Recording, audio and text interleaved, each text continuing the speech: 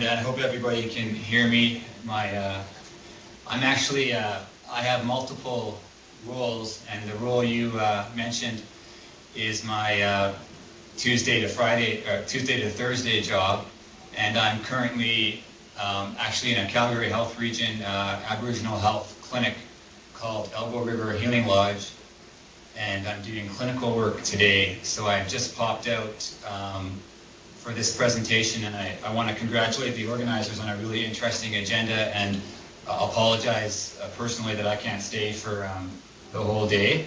But thank you so much for inviting our involvement, and I think you should have the presentation in front of you. I'm just going to run through, I actually adopted the PowerPoint that I did previously and made it shorter because of the brief time frames that we had. First of all, about Health Canada, the First Nations and Inuit Health Branch, I think I was trying to look through, I think we're the one of the only maybe federal departments presenting today. Obviously a lot of the focus is on the provincial activities at various levels, and just so you know, we call Alberta a region. So I work for Alberta Region of Health Canada, the First Nations branch, and I'm hoping to give you a flavor of what we're supporting in our First Nations communities. So the first slide is just a picture of I'm not sure what that is, but a nice picture for you. And I want to give you an example of some examples of what we're doing in telehealth.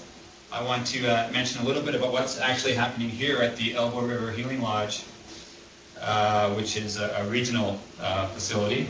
And I'll give you a little bit of flavor about how telehealth works on reserve, and maybe some of the other broadband-enabled activity like electronic medical records and digital x-rays, which are starting to happen in our communities. So the second slide just shows who I am, my title there. I can provide my contact information through Bill if need be.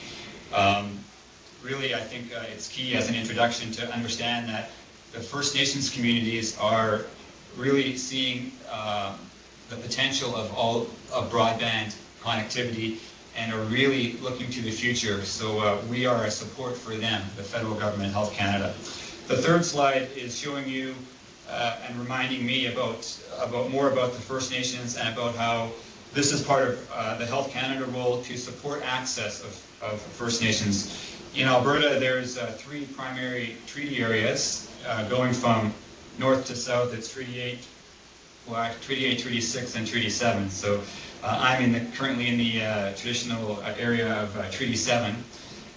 This is where the Blackfoots are quite prominent. But there's a lot of variety across the region or the province of Alberta.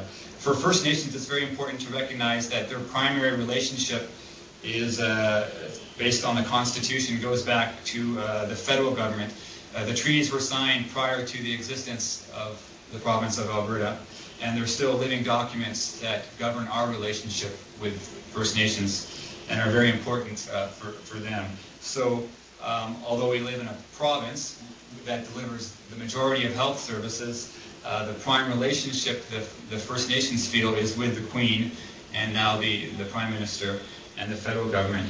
And I'm sure you're all aware of the health status and health disparity issues that are prevalent in our First Nations communities, both on reserve and off reserve.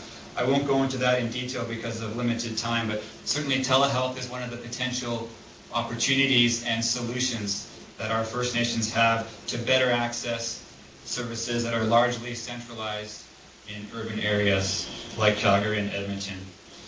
The fourth slide is showing you a map of the Alberta region of Health Canada and the treaty areas. We have about 44 communities, and there's a real mixture from really remote northern, predominantly fly-in communities to fairly advanced urban centers with populations that are some of the highest in Canada, 5,000 to 10,000 in some areas, like Hobbema, the Blood Tribe, and Siksika, and others as well that are very large.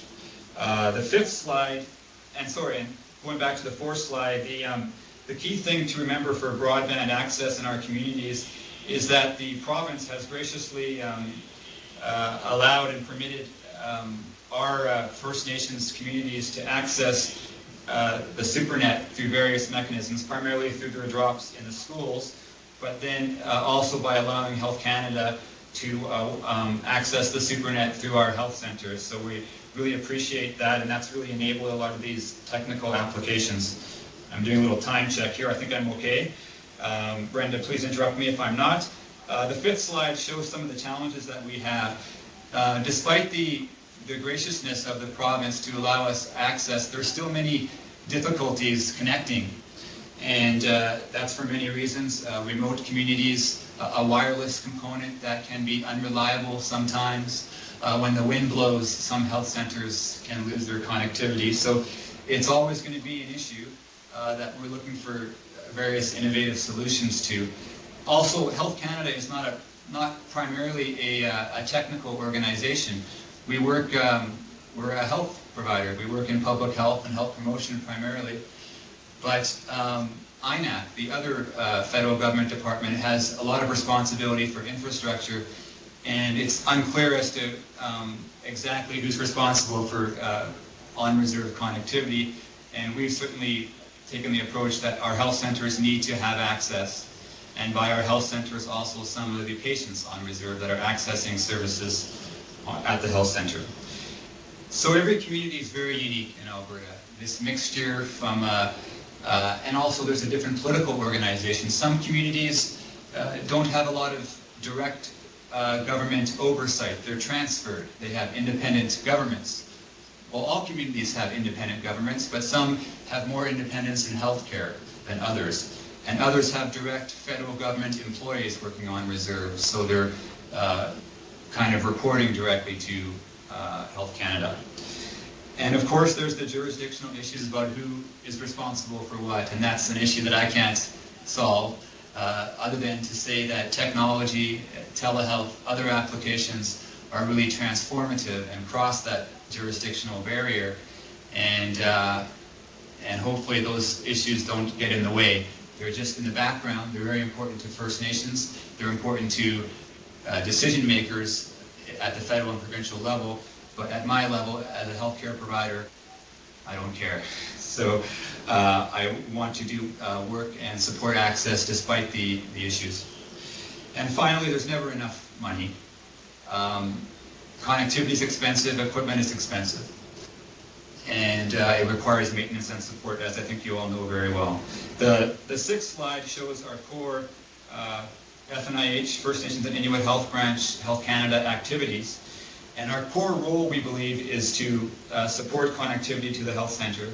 And we're trying to make improvements to that now by switching to an IP-based video conferencing system, implementing a bridge, actually, to provide better control, site control, and decrease our external reliance on other bridges. And that Alberta SuperNet access is always being negotiated. There is a health virtual private network called GXVC 1000 that we're negotiating on behalf of the communities to access so that they will have high-level, secure, appropriate connectivity for health applications. You can imagine the need for privacy, confidentiality is even greater when you're dealing with confidential health matters. The other thing that we do is we support the video conferencing equipment and things like scheduling and bridge access. I'm actually talking to you on a mobile clinical cart that's a Polycom unit that's sort of more health-oriented. We've placed some of these carts in our First Nations communities that are keen on pursuing specific clinical telehealth activities, but the vast majority of communities are wired for video conferencing in a boardroom setting, and so there's some limitations when you're trying to use that equipment for health purposes, and we're trying to help our communities sort of use more appropriate clinical telehealth equipment and appropriate peripherals that enable better clinical exams of people from a distance.